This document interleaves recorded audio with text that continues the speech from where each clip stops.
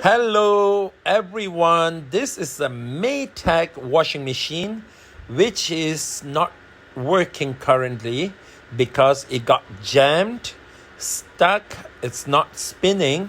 So I'm gonna show you some magical trick here how to remove. As you can see, it's not spinning and looks like something stuck underneath. In order to take this agitator, you need socket of 716 that I'm using right now to release the bolt right from inside.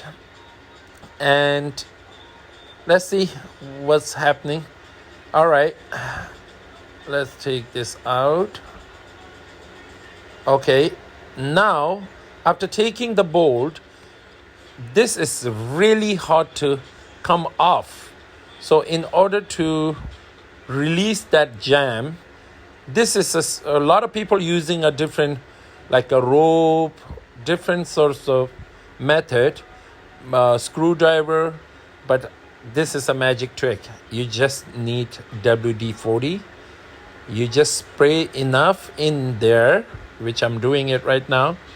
Okay, and give it a time like a 10-15 minutes and jiggle it around, hit a little bit, and you will see that's it. Simple as that. And the problem caused by this stupid rack, this is a piece of towel that went between and it stopped the motor from spinning. I hope this video will help you. Thank you. And you can put it back the same way that you took it out.